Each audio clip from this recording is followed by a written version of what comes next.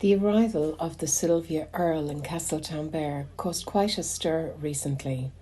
It was the maiden voyage of the Aurora Expeditions vessel, and it was a first for Castletownbere too. This particular captain hasn't said it to me, but the captain of the other ship says it's the most manoeuvrable ship he's ever driven. The 40-plus passengers on board came ashore to spend the day exploring Castletownbere and Bere Island, and they were greeted with an Irish dancing display on their arrival.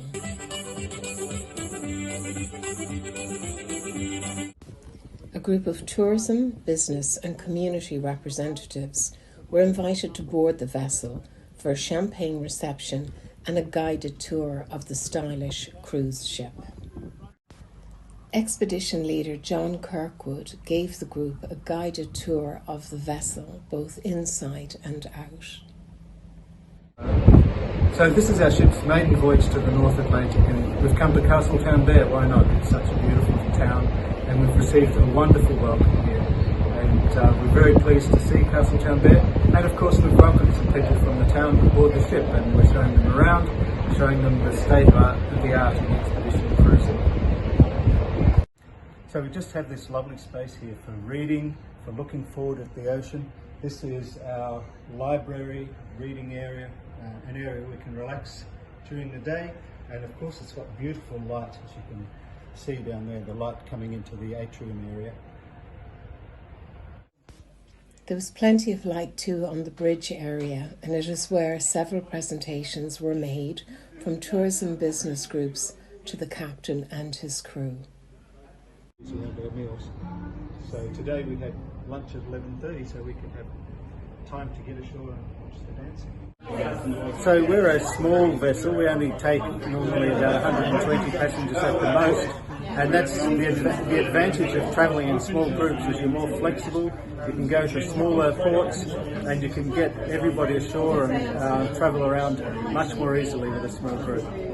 We visit a lot of sites in the Arctic and the Antarctic where we're limited to 100 people ashore at any one time. So having a small vessel means that everyone can get ashore and have a very long landing rather than having to rotate through a large group. So it's a real pleasure to sail on a ship that doesn't have a large number of passengers. We started here at Dublin and headed south and around the south coast of Ireland up to the Skelligs here and into Castletownbere and Bere Island. We're then heading north up the wild west coast of Ireland, visiting all of these wild and remote places. We end our island stint actually in Northern Ireland at Giant's Causeway. We then head across to the Western Islands of Scotland, to the Inner and Outer Hebrides, and up here to the Northern Islands of the Shetlands over here, the Orkneys and Fair Isle. Jim O'Sullivan of Bere Tourism explains the benefit of the visit. Castletown is changing. Due to Brexit, our fish industry has reduced, so we have to look at all marine tourism. And now we, Department of Marine, have opened up the port for cruise liners, which is fantastic. We have a brand new pier developed. We have a few issues there they have to sort out with charts and things yet before we can really get them to the pier. But going forward, we'll have a facility that will allow cruise liners to berth at piers in Castletownbere. Martin, how significant is it that there's cruise ships coming into Castletownbere? Very significant to the harbour because it just highlights the amenities and the new facilities we have available here to us at the port, and also so highlighting the beautiful area you have in West Cork.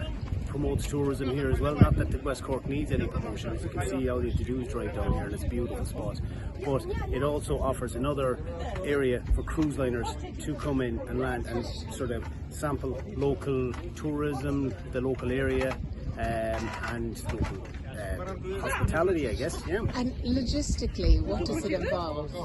Logistically, behind it all, when it's organised, it doesn't seem like there's much logistics, involved. However, yeah, there is a bit involved. I mean, your shipping agents have to organise all their documentation and everything for the vessel. It's a foreign vessel, so it has to get a declaration of security from the port. We also have a secure facility in the port as well, which has to be closed off, so there'll be security.